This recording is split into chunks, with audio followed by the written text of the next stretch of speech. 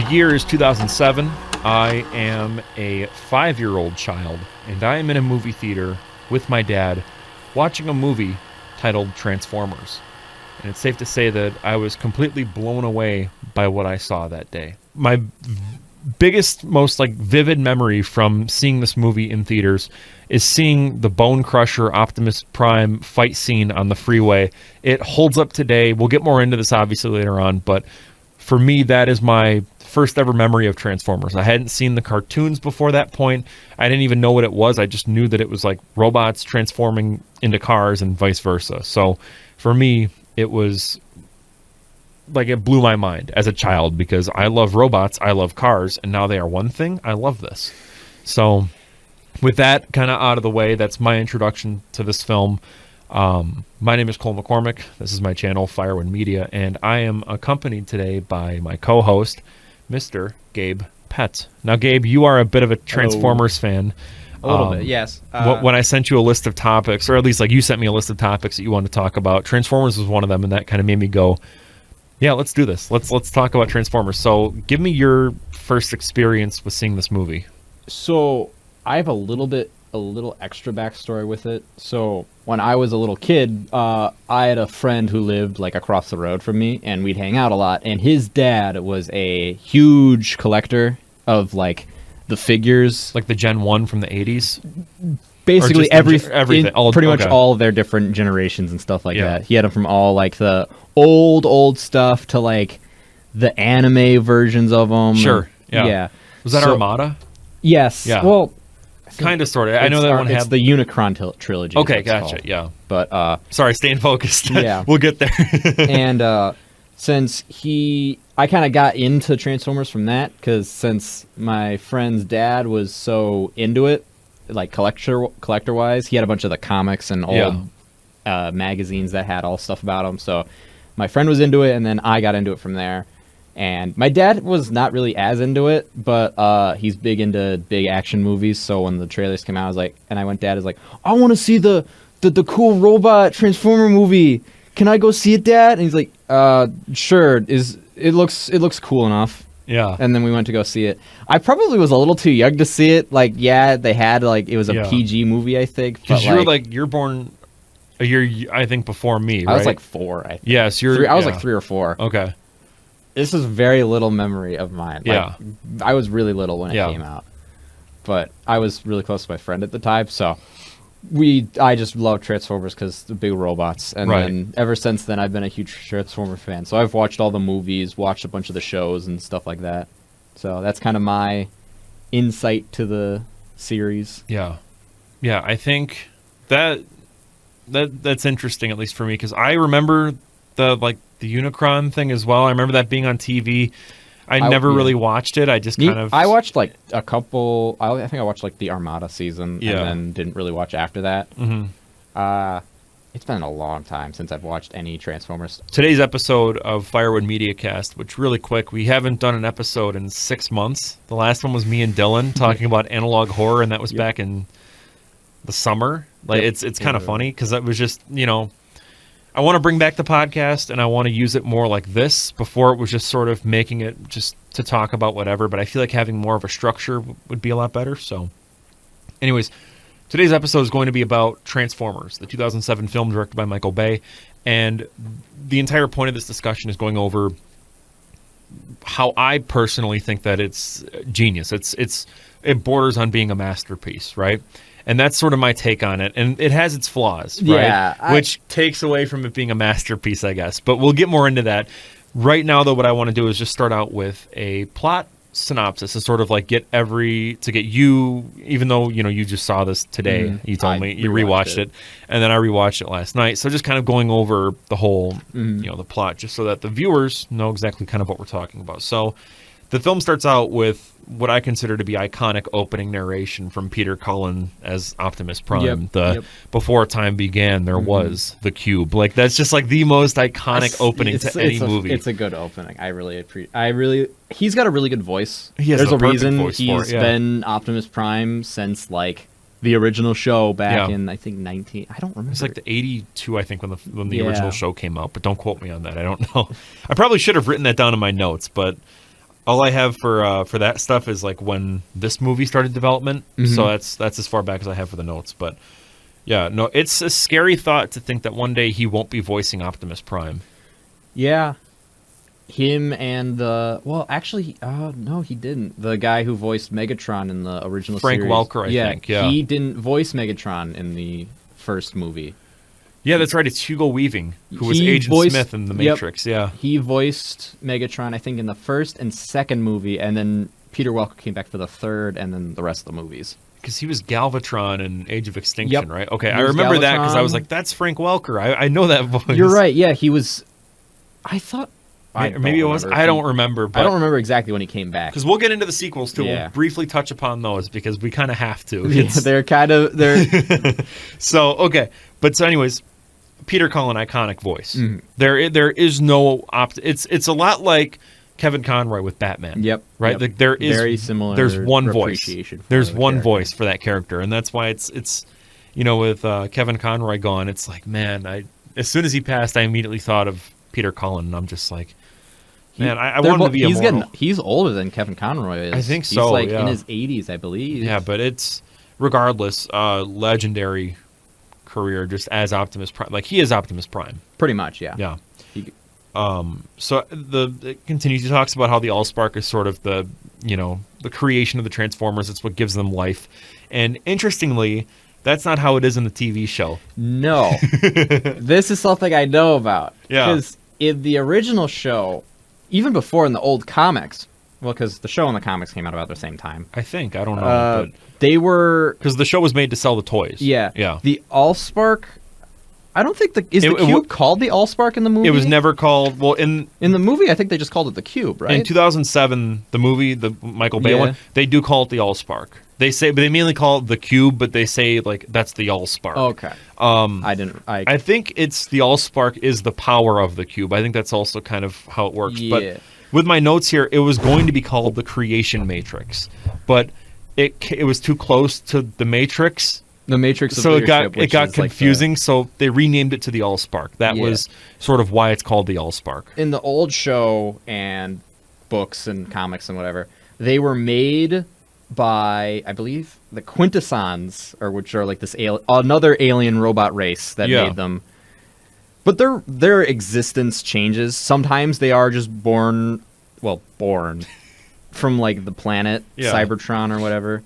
That's like the one common thing. They're all from Cybertron, and then how they're built or made changes. In the show, they were built by the Quintessons. In like the old comics, they kind of just came out of the planet. Yeah. But like, it is a kind of different. Like they have like, it's a little weird that they just have like, this is the thing that gave us all life. Yeah. And it just kind of floats around in space. But I think it works for general audiences, because if you introduce like all this random crap, all these alien beings, it's like, maybe let's just keep it simple. This one thing gave them life. Mm-hmm. Like I think that's the easiest way to kind of explain it. So in the film, Cybertron is devastated by a civil war between Autobots and Decepticons for the AllSpark, which is the source of their life. And so again, differentiating from the Gen 1 TV show, because in that show, the Cybertron was fine. Like, it was Energon that they needed to power Cybertron. And that's why stuff, it was all... because the Autobots were more like war refugees than anything. They weren't exactly so they're more like refugees than anything, because they're like, well, we lost the war, time to flee, and then I think they ended up in like a canyon or something, and then it was like millions of years later. Yeah, they crash. They attempt to leave because Energon was running low to all the war, and then the Decepticons chase them in their own ship. And then their Decepticons ship like crashes on Earth in a different spot, but like a bunch of Decepticons board their ship. And when the Autobots crash, they kind of just get knocked out for like the entire existence of Earth until humanity eventually. Yeah. And then they get woken up by some protocol, and then they reformat to Earth. Right. And then from there, the shows and all that happens. The way it works is, the AllSpark, Autobots want it to rebuild Cybertron and the war. Decepticons want it to conquer the whole universe. And Megatron ends up finding the AllSpark on Earth, but he freezes in the Arctic. which I think is cool imagery. I love the frozen Megatron. It's a really cool scene when they discover him in the ice. Yeah. It doesn't really make sense to me how he happened to just get frozen there. Right. It looked like he was like doing something when he froze, and it's not like it happens instantaneously. Yeah. But Captain Witwicky discovers Megatron, and on his glasses are the coordinates to the AllSpark, which I thought was kind of neat, but also weird. It's a weird way to have the map be used. Mm-hmm. Yeah, like they could have done it in the traditional like, oh, we got to find the special object. We got to find the codex, or something. It could have been like, because like that was the whole point why they found Sam. They needed Sam so bad because it was his grandfather's glasses. Which he was selling on eBay. Yeah. Which was funny to me because it's like looking back, it's like that is so 2007. I know eBay's still around. I mean, I still use it, but it's just funny because it's just like they constantly say eBay in the movie, and I'm just like, did they pay for that? Yeah, I don't know. They did also, a lot of sponsorships in that movie. Why didn't the Autobots just buy it off eBay? I don't remember exactly. Did someone else buy it at that point, or no one bought it? Because I remember a shot where it says 0 bids. Yeah, or whatever, 0 bids. That's right. And it's like, I don't know. I've always kind of thought about that. I'm like, well, at the point, the Decepticons were there first at that point, right? Because the Decepticons show up before the Autobots even land on Earth. Frenzy, who's like messing with George Bush, or I guess not George Bush. No, because I think the first scene, the first Transformers, I think that's probably one of my favorite scenes of the whole movie. Yeah. Is is Blackout. Yeah, the Qatar, where he lands in Qatar, and then that's the wicked. introduction to the Transformers in the whole series. That's the first time Transformer like fully shows up. Yeah, I'm more going lore, by the way. That's just so we're like clarifying with the movies. I'm not exactly going in the order of the film because we find out certain information. No, we're fine, but yeah, that is an awesome scene. I'll talk about it later on, but the PSP game. Because I had a PlayStation Portable, PSP. I played the DS version, I think, of that game. The Blackout level was so fun. Yes. I love transforming into a helicopter and then, like, going back. Like, it was awesome. I love that game so much. And at least on the PSP. I don't know how it is on other systems, but it was so much fun. So, anyways, Decepticons are attacking Earth. They're disguised as vehicles because they're going after Megatron and the AllSpark. Yeah. And Bumblebee is there kind of as, like, a scout. Oh, that's right. Because he doesn't crash on Earth with the rest of them. Yes. I completely, Bernie Mac is the car dealership owner. He's a comedian. He's one of my favorite comedians ever. He's quick side tangent. He's in a movie called Mr. 3000. I think I've seen that one. It's set in Milwaukee. Yep. Because he's a player for the Milwaukee Brewers, which is really, we're from Wisconsin, just a quick thing. But so it's just funny because I remember watching that and being like, oh man, they actually filmed at Miller Park because... I know that place. Yeah, I've been there. I've been there. It's really funny though seeing him in this because he's actually, I think, with Michael Bay with his comedy, it's hit or miss at points. That is one of my big things with a lot of Michael Bay's movies. We will get into in the critique portion, but I do think that his comedy bits, like where he's like, really "Hey, funny. Bimon," and then she like flips him off, like it's hilarious. That's like right at the beginning of the movie, I think, right? I think that's like the second, third scene. Yeah, because it's when he buys Bumblebee from him because he needs a new car. Mm-hmm. That is probably one of the funniest scenes in the movie. I love that scene. It's just the car dealership in general. Yeah, just how like run down it is, but just he plays such a great used car salesman character too. It's hilarious. So he buys Bumblebee, and then through some shenanigans with I believe it's Barricade. He's the cop. Yes, it's Barricade. He's an interesting character. And then Frenzy also helps too. Yeah. But yeah, sorry, carry on. Barricade's an interesting character because he's kind of an original. Well, he'd existed, but he never really had a character outside of just being the police officer guy. Yeah, it's funny that they chose him too. Yeah, which it's also weird because this is like the only time he actually shows up. Outside of like... Because he's in The Last Night, right? He doesn't show up again until like the 5th movie. He's just gone after that scene. And he doesn't die either. He gets like stuck in a power line after the fight with Bumblebee. And he just... No, I think he shows up in like the background of one scene in like the next movie. And I thought it was in 3. No, yeah, in 3 he shows up in the background. Because I remember he's in the Battle of Chicago, He's in the background and then... But it's never like drawn attention to him or all. Yeah. But, like, he doesn't show up again until way into the 5th movie. Yeah. But anyways, so there's all those shenanigans with Barricade, which I love those chase scenes that go on. Like they do really good chase scenes with the cars. And I do like how they I don't remember how well... I gotta, like... I gotta actually. I didn't pay attention enough when I was rewatching it, to be honest. But Bro was watching Subway Surfers and Family Guy clips. I don't know. I was mostly half gaming, half watching the movie. Okay. But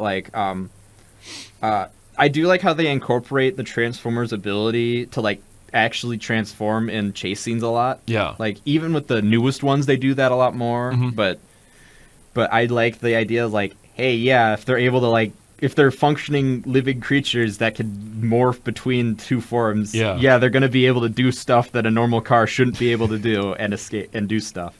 So from there, then there's that whole scene where Bumblebee upgrades, and then he becomes Camaro. the new Camaro at the time, which is weird to think it's almost going to be 20 years old. Yeah. But that's so weird to think, man. But anyways, and it just becomes a car commercial for 4 seconds where they do the Kill Bill theme. Oh yeah, that's right. And then it's like a Camaro commercial. But then we get what I consider to be one of the best scenes in any movie, which is where the Autobots come to Earth.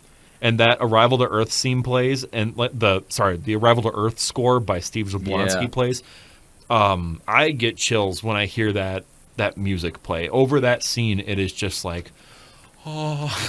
what you will about the Transformers movies, even the later ones, their music's always very, very good. Oh, yeah, I agree. Age of Extinction, a lot of people rip on that movie. Yeah. I like Age of Extinction. I'm one of the 4 people that likes it. It's not awful, in my opinion. The Lockdown theme is so cool. His theme's really good. Autobots Reunite. Yep. Where, they all kind of group up in the desert. That's awesome. So, I don't think the music gets enough credit. The music in almost every single one of the movies is always yeah. Because everybody knows I probably shouldn't do that. You don't have to sing, bro. You're good. No, but I get what you're saying though.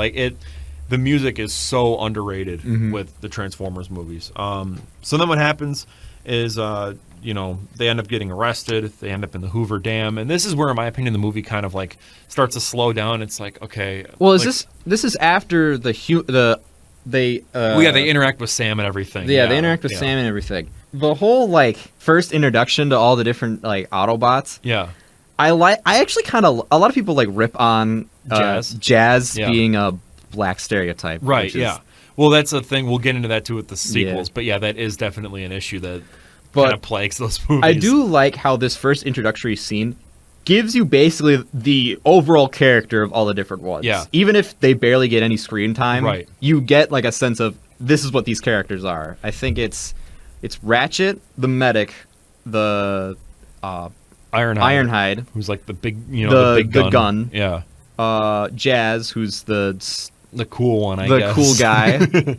Bumblebee and then Optimus. Yeah. But even, a lot of people complain later on with the sequels that they start to sort of lose that personality. Yeah, especially with 2 and 3, in my opinion. 4, that comes back. They focus more on the characters. Yeah. That is one thing I always Drift, Hound, Crossroads. I think they're all their characters are a little, in my opinion, a little lame. Well, not lame. Hound is so cool though. Hound is probably one of my favorite characters in the new movie. With with those, that original trio though, it works. You said, it's basically an action movie. How every action movie, they each have you got the big gun, you got the medic, you got and so with this, I think they did it right because modern or general audiences, I should say, at that point in time, are very well aware of those type of tropes with characters, and so when you're taking something as odd and as alien as these giant robots that are almost organisms, you know what I mean? Yeah. It makes sense to just give them human traits. Yeah. And we kind of see that with the Decepticons later on, that they are more just monsters by the later movies. That is but in here, I think it works because it contrasts with the Autobots. They can't be reasoned with, which makes them scarier as opposed to Gen 1 where you can talk to them. They actually work with people, yeah. They plotted with some bad human or villains and whatever. Yeah. It didn't happen often, but they did do it a few times. But another thing is that I kind of actually liked how few Autobots there were. Yeah. Because even in the original show, there were a lot of Autobot characters. Yeah. That just didn't get any characterization because they got one episode. Who is the red Bumblebee from Gen 1? Cliff Jumper. Yes, thank you. He is I think he's an inside joke right now because every time he shows up, he dies almost immediately. Okay, I'm gonna rant a little bit. Go for it. Transformers Prime, probably one of my favorite Transformers TV shows. That was cool. Yeah. They had The Rock as Cliffjumper. He voiced Cliffjumper for the first episode, and then he never voiced him again because he died in the first episode. In the second scene, he had one interaction with one of the other Autobots, got beat up by a bunch of no-name Decepticons who didn't even have names. They're just called Viacons in the show. They're just like the grunts. Yeah. And then gets killed by Starscream. Sorry for spoiling. It's the first episode. He doesn't have any he doesn't really. His whole characterization is that he's like this tough, cool guy, and he gets beat up and dies. He shows up like in a couple seasons in like flashbacks, and has a completely different voice actor. That's funny. But in like every other show or movie he shows up in, he like dies really early. I was just thinking back because I remember that show because I would always watch it when I would come home from church because I had the DVD. Mm-hmm. So I'd come home from church, I would watch this like box set. It was called the More Than Meets the Eye box set. So it's kind of like the best of. So like you get like the first few episodes, and then like the oh my god, the dinosaurs, Grimlock, and what are they called? Dinobots. Dinobots. Thank you. It's such a simple name. How can I forget that? So like it kind of had all like the best of, like the best episodes. There is one episode though that was not included that I found out about later that's like hilarious to me because it's like really, it's the one where the Decepticons team up with that one like Saudi Arabian dictator. I'm trying to remember. And he has like such a terrible name, and all he talks about is gold and oil. His characterization that he enjoys like blowing up yachts or something. Yeah, it's the most unhinged. Yeah, they didn't even try to be subtle. No, with it. It's like. I think it's like Terristan or something like that. Yeah, it's the most like, it's insane. It's actually insane that they got away with that at the time, but also it was the 80s and no one cared, which... I think, yeah. But it's just funny to me when looking back on that. It's... Anyways, we have to like, sorry, get back to the plot. So, really quick, they get arrested. They go to Sector 7. As everyone's getting arrested, one of the side characters that we haven't mentioned yet, who's played by Anthony Anderson, who's on the show Blackish, and he was also in The Departed. He's the fat guy, right? Yes. Dude, when his house gets raided, it's the funniest scene in the entire movie. That is probably one of the other funny scenes that I remember. That's one of those scenes that's like, it has nothing to do with like the Transformers at all, but it's so funny because it's just like that group chat that we're in with where it's like me, you, Joe, and Nick. Mm-hmm. If you've seen the channel, like they're on the channel a few times. But anyways, we use that so many, like we reference that so often. Anytime someone says anything stupid, it's like, this is me sending the police to your house to bother you. But no, that is one of the funniest like scenes in any movie. Like, again, we'll get into why some scenes don't work comedically, but that scene works so well. It's such a good comedic scene. So good. I love it. So anyways, they all end up at the Hoover Dam. Frenzy releases Megatron, and then which is, I think, a really cool when he finally is able to move and like you see why. Well, they build up to it, which makes it cool because you're like, finally, we get to see Megatron. Like, if they just had him as just like another like Decepticon, it would have kind of been like, all right, whoop-de-doo. But the fact that this dude's like frozen and he's been like, you haven't seen much of him yet, it's like, yeah. Because you do get like a small glimpse of him when Optimus first meets Sam and he shows him like the weird hologram thing. Yeah. And he shows him Megatron. Megatron doesn't speak or anything. Right. He just shows him like him skewering a guy. Yeah. But it's a lot of build-up, and it shows you why the Autobots are like, yeah, we don't want him getting back out. Yeah, like exactly. We don't want him getting this thing that will make the world in danger. Yeah, no, I love that scene, and then eventually they end up getting like aid with the military, and that's cool, and then they have that big final battle.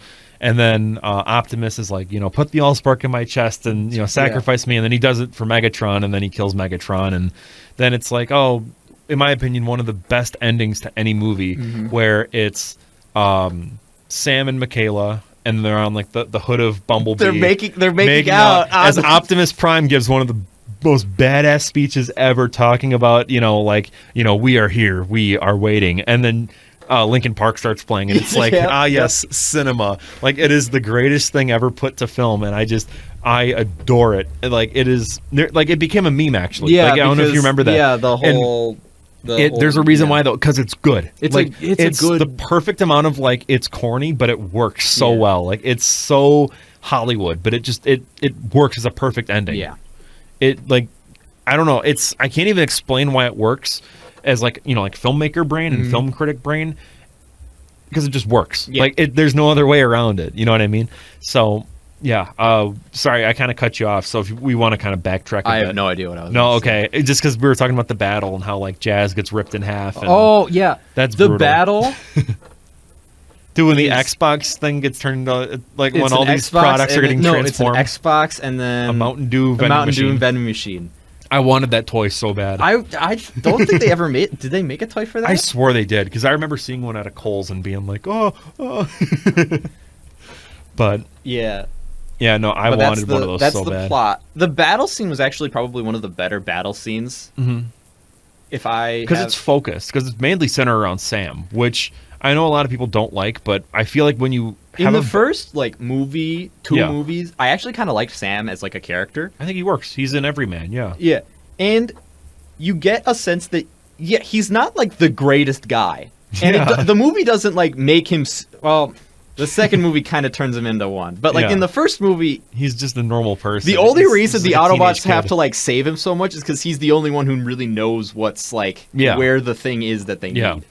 And then he kind of just gets roped into this a lot. And you kind of get like this bond that he has with Bumblebee. It's more like consequential than by like the second and third one where it's kind of like, okay, they don't need him anymore because like the AllSpark. Like, why does he keep showing up? Yeah. Like, but then in the second movie becomes like the chosen one or whatever. Yeah, because he gets like the weird vision thing. The best way though to integrate human characters, I haven't seen the full movie, I've only seen clips of it, but in Rise of the Beasts, where he gets like the Transformer armor, you know what I'm talking about? He's actually able to fight alongside. Yeah, then that's cool because it's like, okay, we can actually follow along with it. Similar thing happens with, I think, Mark Wahlberg's character. He gets like a gun. He gets where a gun, it's like the sword thing. It's a little different though, because it's kind of like, he kind of can help, but he's also like, has to like sit all...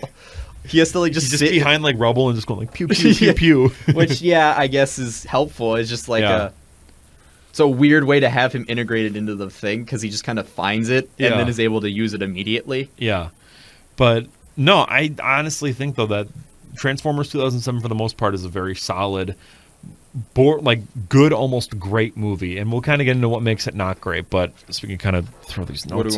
What is the next on the itinerary? On the itinerary, so some of my notes here, just from watching the movie, some notes I had. I love the idea of the Decepticons being military vehicles while the Autobots are civilian. That is something that's almost, I'm pretty sure, every single version of like Transformers is always the dichotomy is. Autobots are usually civilian stuff outside of like a few like Hound, like even Hound in because he's an Oshkosh. What is it, like one of like the big military trucks in Age of Extinction? In the old show, Hound it's like a Jeep, right? Yeah, he's considered a military Jeep, but in like actuality, he's like just a normal Jeep, but they just put stuff on it to make it look like it. But the Decepticons are almost always, except for like the stealth guys, which is a cool thing I found. But the Decepticons are always like military vehicles to show like, hey, there's a reason these guys are technically winning the war in most continuities is because their guys are basically, they show that they're built to fight. Right, and that's highlighted more in like the Bumblebee movie when we see the Cybertron flashbacks, which we'll get into that later because I want to talk about the Cybertron here versus in like you know the cartoon and whatnot. But like it's crazy like when you see, because you kind of get that here like you said, like when you think about it more, but you really visually see it more in like the Bumblebee movie where it's like, oh, these guys are actually like, they're warriors. Like these, you know, besides maybe Optimus Prime, it's like the rest of these guys can't fight. Like they're outside of like the few exceptions, like Ironhide, like Ironhide, which Ironhide I kind of like how you can kind of see a reflection of the vehicles that they are, because Ironhide's this big truck. Yeah, he's I'm trying to remember what kind of truck he is. I think he's like a Chevy. Yeah, I think it's a GMC. Yeah, but he's a big truck, and it reflects that in his character as like this big heavy gunner guy. Yeah. And while like Jazz is more, I think it's a Porsche. Yeah, he's a. I don't remember. I think I got him confused with Science. That's the other thing. Jazz. After a while, it gets really confusing, especially with the second one. They look literally similar, but I guess that's another thing we can get to critiques later. Yeah. But wait, are you tired of feeling like your online privacy is as secure as a post-it note on a busy street? Picture this: browsing the internet without protection is like traveling with a see-through backpack. Everyone can see where you keep your wallet. But fear not, because today's video is sponsored by Private Internet Access, your virtual bodyguard in the digital world. So, What exactly is a VPN? Well, it's a lot like a cloak of invisibility for your internet connection. With private internet access, your IP address is hidden and your online activity is encrypted through a secure tunnel, shielding you from prying eyes and data thieves. Think about those public Wi-Fi networks at airports or coffee shops. They're a goldmine for hackers lurking in the shadows, ready to snatch your personal data quicker than you can say password 123. But with private internet access, your data stays safe and sound, even on sketchy networks. Their world-class server infrastructure encrypts your connection, making your information as bulletproof as Godzilla. And here's the kicker. Have you ever missed out on binge watching your favorite shows because of regional restrictions? With private internet access, you can wave goodbye to geo-blocks and say hello to unlimited content from around the globe. From streaming services to online deals, private internet access lets you access it all with just a click of a button. And with support for all major platforms, you can protect every device in your household or workspace. And did I forget to mention their commitment to privacy? With over 30 million downloads, private internet access is the most transparent VPN provider out there. They never log your data, and their no logs policy has stood the test of time. Plus, signing up for private internet access is risk-free with their 30-day money-back guarantee and 24/7 customer support at your fingertips. Speaking from personal experience, this is the best VPN that I've ever used. So why wait? Protect your digital life today with private internet access. You can use my referral code www.piavpn.com/firewood to get 83% off private internet access with 4 months free. You heard that right. 4 months free. Remember, when it comes to your privacy, don't leave it to chance. Choose private internet access. But Jazz is like, he's the sleek car, so the way he moves and everything is all like fluid, which I actually really liked. Like even in his introduction scene, all of his movements are very like. It's very It almost like is different from the rest in terms of weight. Yeah, like you get that he's lighter because he's able to do like the flips and stuff, whereas Optimus is heavier. Yet he like sits on a car in his introduction scene, and the car, like you'd think like, oh, the car's gonna just like flatten itself, and it doesn't. And it just kind of like sits on it. But no, and even then you kind of get like an authoritarian sort of thing with those military vehicles because you get this sort of. I'm thinking more like history, like in terms of like looking at like the Iraq War, looking at Afghanistan. It's like that's like the U.S. almost. I mean, I don't think Michael Bay's going that. No, he's not critiquing that or anything. He loves America. He's not critiquing that. If we're going off notes, I'm sorry if I talk a lot. That's what you're here for, dude. The introduction scene. Is it really? I'm pretty sure. I'm trying to remember. Is Blackout's scene when he attacks the military base? That's the first time we see a Transformer, right? I think so. Yeah. In the film. Yeah. That scene is such a perfect introduction to like the Decepticons. Yeah, because it establishes them as a threat. And it's a weird way to show how like weirdly stealthy they are. Yeah. Because Blackout himself complies and just does whatever the military says until the moment they like actually start like pulling weapons on him, and then he attacks. Yeah, which is a really weird like because you'd expect like these scary like aliens that want to take over the world and whatever. They just start blowing stuff up immediately. But he waits until he's inside the base and then just destroys everything. Yeah, I just love that scene. I also love the Scorponok scene that when he attacks scene is so cool. That is a cool scene. I love that, man. All the we military glossed stuff over that too as well. Yeah, we did. Well, because there's so much that happens with the plot. It's honestly crazy. But one thing that Michael Bay did when he signed on to make Transformers was he wanted more of a military presence in the story. And you really get that here. Like that's clear. When you look at his directorial sort of history, he did, Armageddon, he did Pearl Harbor. So for him, I get why it's like, okay, well, let's ground the story around U.S. soldiers. Plus, I mean, originally, this wasn't even supposed to be a Transformers movie. It was going to be a G.I. Joe movie. That I actually didn't know. Yeah, I wrote that down in here. They do reference G.I. Joe a couple times throughout the whole series, I think. So it was originally, this was not going to be a Transformers movie. It was going to be G.I. Joe. And the reason why that changed was because of the Iraq War. And they kind of went, probably best if we don't do a G.I. Joe movie. We have a different Hasbro IP. Let's do Transformers instead.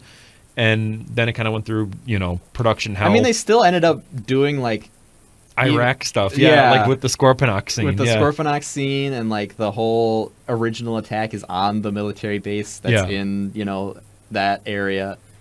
Which, I mean, I guess, it's a cool scene. Steven Spielberg was the executive producer as well. Was he really? Yeah. Oh, I didn't know that. He joined on in 2004. Some other kind of making of trivia is that the Transformers weren't going to talk because they thought that it was going to be silly. Yeah. That sounds really stupid. Right.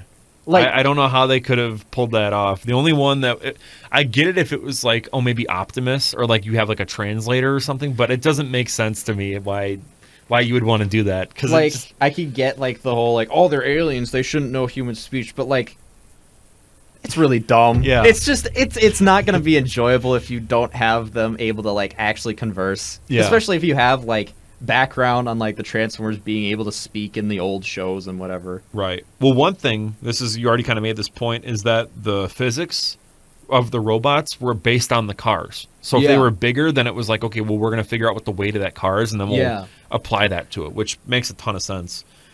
Interestingly, another thing that I found out, this was one of the first movies to film at the Pentagon and the Hoover Dam since 9/11. Really? Yeah, because that was banned because the Pentagon was targeted. Mm-hmm. And so this was one of the first movies where they were like, because the military kind of loves Michael Bay. Yeah, like they kind of give him full support with all of his movies. Why I'm pretty sure that's why he's able to use so much of like this. Well, military... the Air Force literally told him like, whatever you want, use it. Like it's, which is like a little weird, but like it's really cool though. Oh yeah, being able to do all that. I wish I would. I mean, it would be so cool to be able to use all that stuff. I know, yeah. They filmed that. Oh, also the Holloman Air Force Base as well. They filmed that. But one thing that I think is fascinating is, in rewatching this and thinking now to like the MCU, the modern movies, is how much CGI is used nowadays compared to back then. Like we'll go to the Optimus Prime Bone Crusher freeway scene, which is like one of the coolest fight scenes ever. We completely glossed over that because we'll get to it because I want to talk about it like right now. It's all practical. Yes, like beyond the robots, obviously. Sorry to cut you off. Go for it. The robots, like you talked about it before, like they had the whole weight thing where they wanted to figure out how they would react to the world around them based on what they transformed into. This is probably one of the the first time I'd seen a movie where I was like, are those actually really there? Yeah, they did such a good job making the Transformers seem like you could physically see them. Yeah, like you thought they would be a real thing. Because they did such a good job with the effects. Like they used a mix of practical, a lot of good CGI as well with the robots themselves. Well, one thing I read was that every time, like I think it was like if one of them had to move a wrist, like just a wrist movement, it was like 17 different parts they had to like animate because they were so intricate with their designs. Which I get that Gen 1 fans are like, oh, they need to be simplified designs and to make it fit with the character. But I think when you're going for realism and you're going for this specific aesthetic, it works. It does work really well. I'm not saying that the Gen 1 designs don't work in live action. They do. Like Rise of the Beast kind of showed that, and same with Bumblebee. But at the same time, I think with the direction that Michael Bay was going with this specific movie, the 2007 one, you couldn't have done another design. Like with Optimus, people also complain about the truck having like the flames on it. I think it's cool because it's 2000s. It's the early 2000s and then late 2000s, 07, yeah. I mix up the whole. Wow. Yeah, but like, or just kind of like reminds me of like the Guy Fieri, like the flame.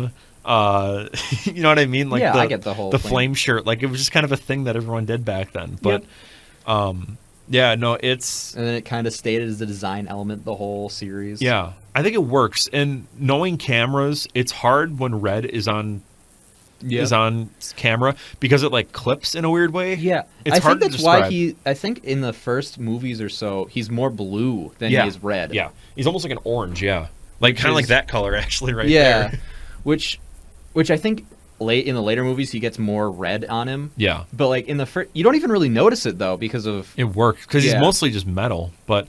What did you think about Cybertron and the depiction of it here as opposed to, we'll say, like even like the War for Cybertron games? I don't know if you ever played those. Well, you don't really get a great, not great, as in like, you don't really get much of a depiction of Cybertron. Which I think works, in my opinion. I don't mean to cut you off, but I'm just saying, like, I think it works. It reminds me almost of like an anime or something, or like with like a cartoon, how they'll like show it in like the opening intro. I'm thinking kind of like like Last Airbender. Or like, Krypton from Thing. You don't usually see. Right, like, you just kind of get a it. quick glimpse, and it's like, that's all we need. Yeah. Which I think benefits this movie, because it's, in a way, as weird as it sounds, it is a smaller scale. Yeah.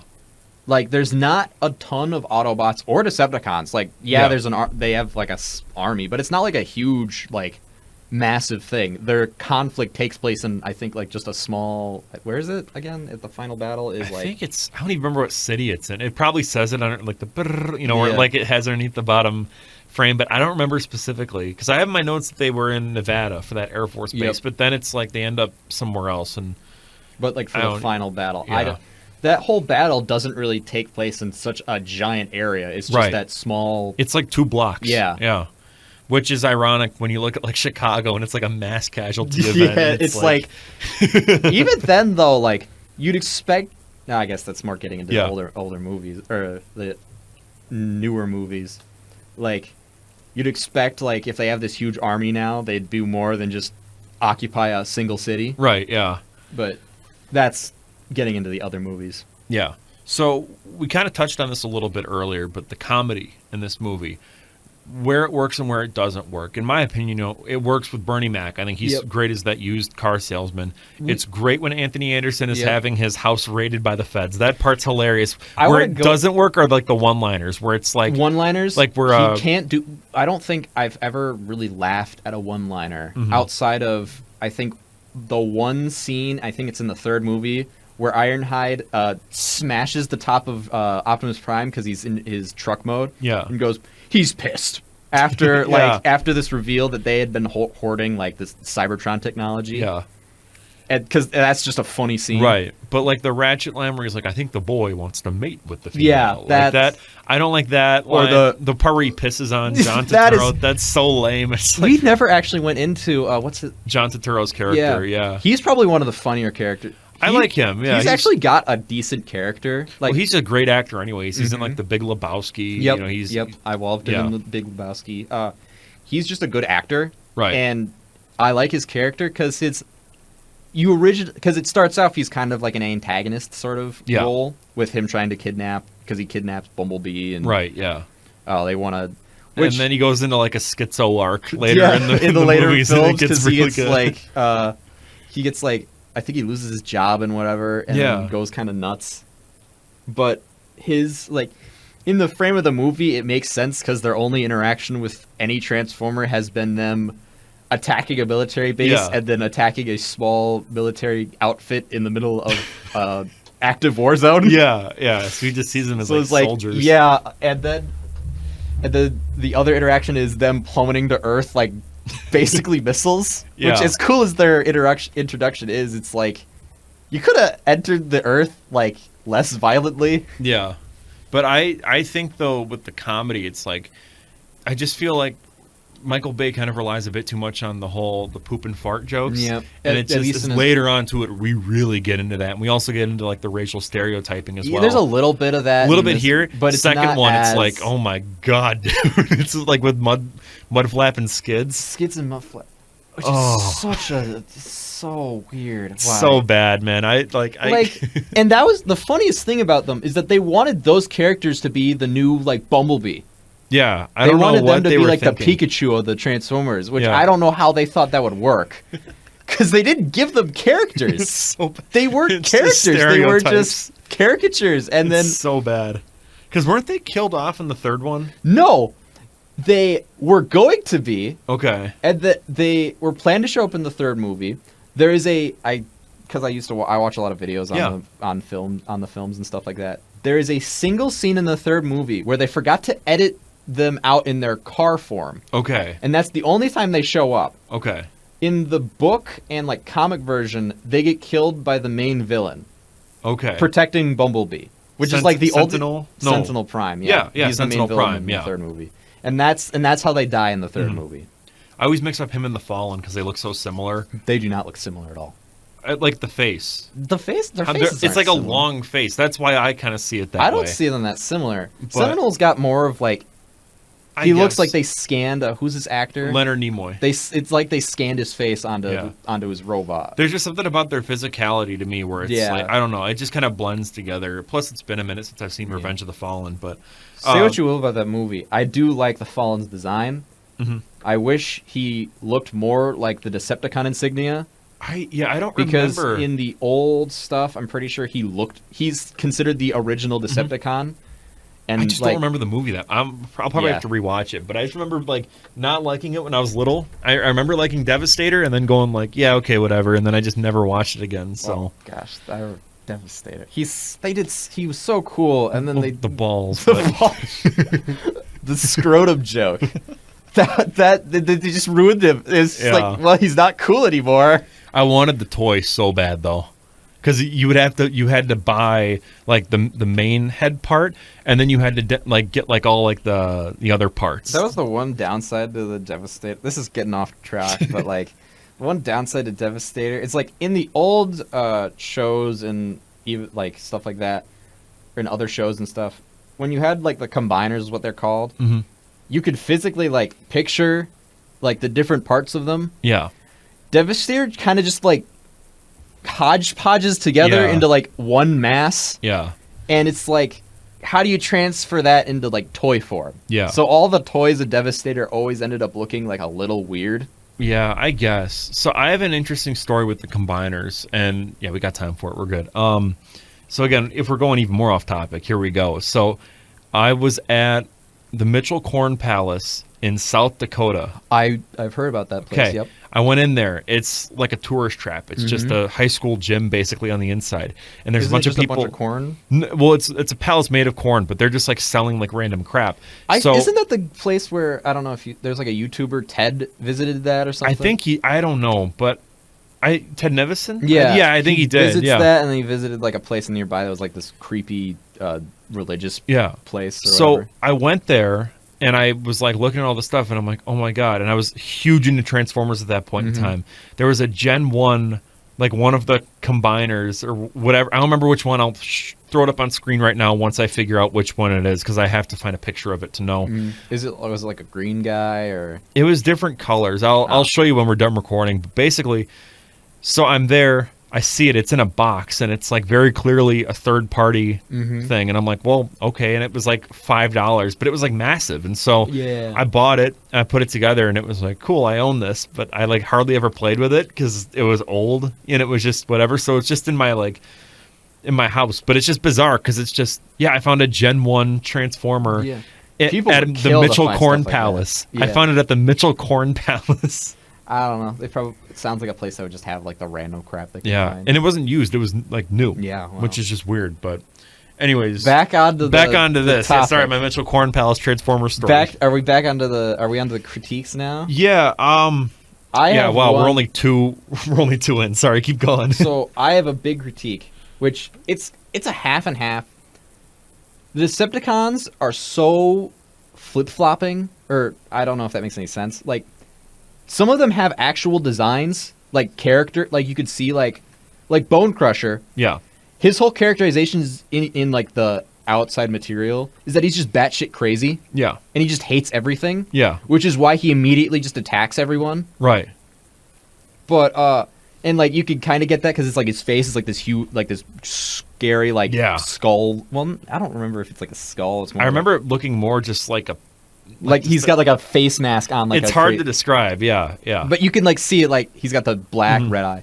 But like a lot of the other Decepticons don't really have like character. Starscream kind of looks like a pit bull or something. Like he has that kind of like weird. It doesn't look like a normal. And I kind of like that. Starscream doesn't really act like a Starscream in this movie. No.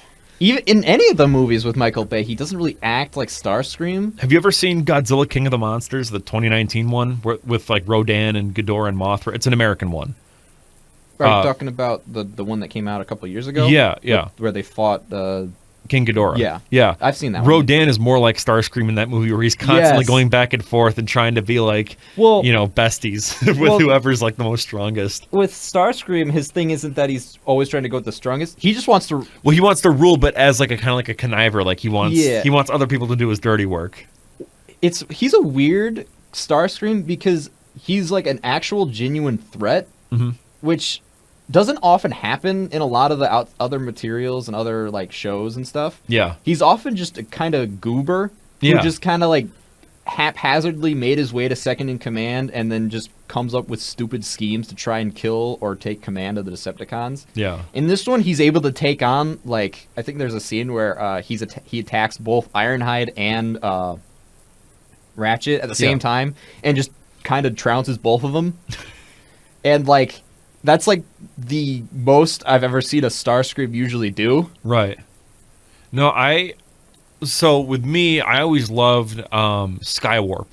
Skywarp he was is my first cool, Transformer that I ever had. Skywarp. I love the purple. I mean, you know I love purple. Like, it's just kind of my color, but... He doesn't exist in... in the Bayformers, He does technically exist in an arcade game as a mini-boss that you fight. Yeah. And that's it. He doesn't exist in any other material, I'm pretty sure. I might be wrong. Yeah. He might be in the comics. I just love how he's like just a purple Starscream. I just think that's so cool. Seekers in general, they're all just basically carbon copies of his design, only different colors. Yeah. Because the original reason for that is because... It was easy to animate. You only needed easy to animate, and like they needed just like, hey, we have a lot of like signature Autobots, but we don't have a lot of like named Decepticons. How are we gonna have this big war going on? Yeah. Oh, just make a bunch of copies of characters that can get beat up all the time. I was thinking about this in the shower this morning. I was like, man, who named all these characters? Like Optimus Prime, Bumblebee, Cliffjumper, Ratchet. Well, Ratchet's kind of an easy one. But like even like G.I. Joe, I was thinking about that. I'm like Ripcord. Like who comes up with the names for that? Snake Eyes, like I mean, it's genius. It's fun. Like it's great for kids. Cartoon. It's like Destro. Yeah. You know, it's like they're basic names and it works for kids, but it's also like they just sound cool. Like I don't know. I'm pretty sure a lot of their old names came from Marvel writers because because Marvel I think was the first people to have a comic. Did, like the G.I. Joe comics. I remember. Well, they did Transformers comics as well. They were the first ones to do Transformers. But is IDW doing? They are now. Yeah, they do. They the just current did a ones. reboot. I think like a couple of years ago. But no, I don't know. I just think the names are just really funny in some of these movies and you know or whatever in the shows or whatever. Just because it's like Skywarp. You know what I mean? It's just like funny it's to cool. Picture that like Starscream. It's funny to picture that in an actual Transformer society, they just have individuals that are named like. I just picture though, like at Hasbro in like the '80s, like coming up with these things. It's just like a cigar chomping, like old dude in his 40s, going like, "Okay, we're gonna call this one Ratchet." Like, okay, we have we need a flying guy that looks like Starscream, but his only ability that makes him different is that he teleports around. Skywarp. Yeah, exactly. Okay, so we need a G.I. Joe guy who has a thing over his eyes and he's like a ninja. Snake Eyes. Like, it's just like... I love it. I'm not... it's just funny. They're cool names, but it's just like, how do you come up with They're memorable names. Yeah. I just wonder, like, where some of these names kind of came from. Probably should have researched that, but more just a spur-of-the-moment thing I was thinking about today before we, came over here. But, yeah, no, I... kind of going through some of the critiques. We'll just kind of do rapid fire here because we're getting a bit close. I feel like it's always an issue with almost every version of Transformers is that there are times where it's just not interesting to follow the human characters. Yeah. And it just kind of takes away from the whole thing because people, Well, I have in here that I like Sam Witwicky, but beyond that, it's just kind of like, well, Megan Fox is there just for eye candy. Which I find really annoying because they make her, like, not useless as a character. Yeah, if anything, she's better or like more equipped to help the Autobots because she's a mechanic. Sam. Yeah, and they just never utilize her properly. I don't know, but there's just certain things though with that. I agree with you. The other thing too is the special effects. I mentioned that still hold up, but I love the look of the Transformers in this. Like it's perfect for what they're going for. But even beyond that though, like. Ironhide and Starscream I'm kind of meh on in terms of like their faces. There's just something about it. The faces are always the biggest issue I had with all the movies is that most of the time they're fine. Megatron's so cool. Megatron, he's one of the few that I'm okay with the whole weird monster look that all the Decepticons have. Yeah. They all have a very similar look. But with they had to do something different with them because they couldn't make him look like a gun. Yeah. They couldn't just like that was always something where I'm like, why'd they do that? With all the Decepticons, they kind of just made them all look like generic monsters. Yeah. Or, well, generic as in, like, they Well, all like, in kind the of look third one, similar. isn't there one where it looks like the Predator, where it has, like, dreads? There's 3 of them. Yeah. They all look, like, identical to each other. Mm-hmm. But there's, like, and they don't have names. Or at least, Yeah. I don't think they ever say their names. I'm trying to remember. Shockwave was in the third one, right? Shockwave is in the third one. He looks, he looks almost terrible. nothing like I his hate- original. hate His that original, design. he's one of my I love the favorites. original, yeah. So for me, it's like, oh. Well, like, he's got, like, the elements of the design. right. But, like, he could have been so much cooler. Just make him. They all made him gray. That's my Yeah, biggest problem yeah. with the later movies. Is like in the first movie they had color. Yeah, they did. Yeah. You had Bone Crusher, who It was he's the tan. like a he's beige, all yeah. tan. Yeah. Like they had some of them with color. You had Barricade was the one I think who had the most different colors out of all of them. Yeah, because he was like black. he was a and police white. car. Yeah, but yeah. He had color. Like Yeah. he had the red and blue on it as well. I think. Ratchet, like they all had different individual colors, and I completely agree with you. Age of Extinction kind of fixes that problem By like, making them all have, Drift like- is blue, Crosshairs And then is green. didn't they make him green or red in the next? Yeah, they made him 'cause red. They made him orange. No, they made they- him orange was it because orange? because Bugatti was coming out with like a new car, and they were like, "Oh, make it orange," and it's just like, okay. But, like, I loved Age of Extinction when that came out because I was like 10, 12, 11, something like that. So for me, it was like, oh man, like I love this because I had all the toys. I asked for them for my birthday, so it was just But, looking back, it's horrible. Like it's- compared to this is like Yeah, it's this is Kino. This is cinema. I'll be honest, the characters in Age of Extinction get more, like the Autobots, get Yeah. more character Right. than even the Autobots here do. to I be agree. honest. I agree. I'm just saying the film. In This general, film is better yeah. in general. Yeah, but no, that movie gets ripped on way too much. Though Age of Extinction. I know it's bad, but it's more like just a guilty pleasure where Yeah. it's like I like Stanley it's Tucci. like a dumb fun type. I like Stanley Tucci freaking out and like drinking milk. That's like Yeah. it's just a product placement. It's just clearly just a commercial, but it's like yeah, it works. Is that the? I'm trying to. He's the bald guy. Yep. He's the. I Who then- own you. Yeah, who then played King Arthur in the very Yeah, he next played movie. in the next movie. It's like you have this actor as a different character. Why have him playing a new character? You want to get into the future movies? Let's kind of just wrap up here just with this. All I'm Well- saying is 2007 Transformers. It's honestly a genius. The main points that I kind of have here is that Michael Bay was the perfect choice to direct this Yes. movie. He has this like sense of grandeur and spectacle to all of his movies, and when you're introducing something like the Transformers into Which are live these action, giant robots. you that- have to go big. Yeah. You have to. And so it honestly it catapulted the franchise into blockbuster territory. Like you associate the Transformers now with movies, whereas Yeah. before it was just kind of like, oh, they're just kids' toys and it's a cartoon. And Michael Bay single-handedly made it better. Yeah. Like or in terms of like made it bigger, I should say, not better. Mm-hmm. So I think honestly, people can rip on him all they want. I know that was kind of the thing to do to like hate Michael Bay back in the day, Yeah. but Which like- I can kind of get. Like I still have a bit of like a. well, of not course, what he did with hatred. Ninja Turtles, the Ninja Turtles, Turtles movies no. were terrible. I watched the old cartoon as a kid. Yeah. I watched a lot of old cartoons as a kid. Mhm. But like, we're getting to the Michael Bay territory. One final critique I have for this movie. Yeah. I'm trying to think of. Now I completely lost track because you brought up TNT, and I was like, oh gosh, you ruined that for me. He made them all just.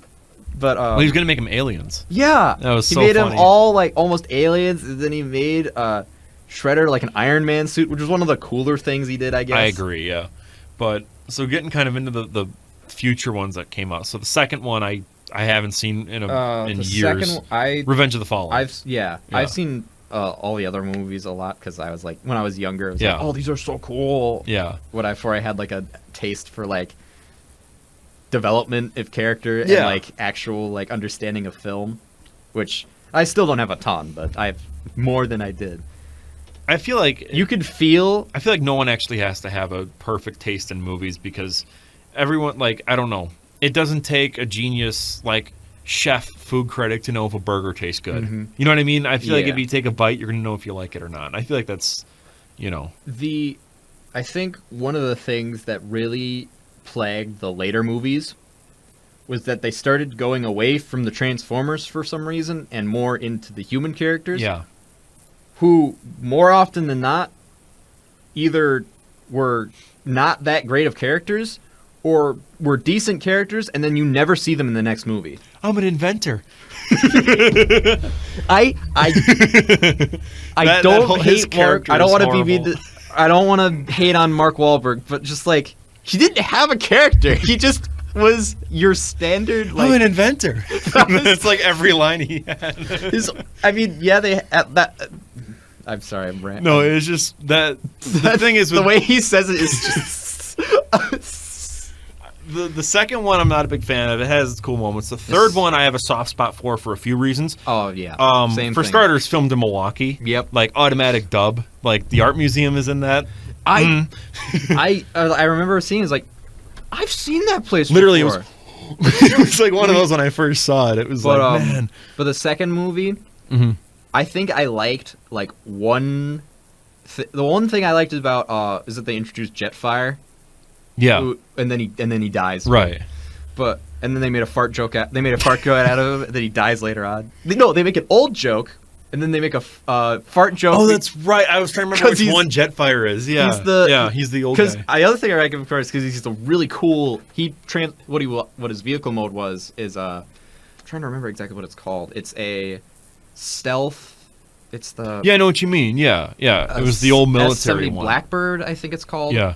And that was like, I was a huge military nerd as a younger kid because my friend also... Wheeljack was in that one when they turned him into like... No, that was the third movie. Q. Oh, that was... Third movie was they made Wheeljack into Albert Einstein lookalike. Yeah, they did. They named him Q. Q. Looked like a fucking monstrosity. Yeah. Sorry for swearing.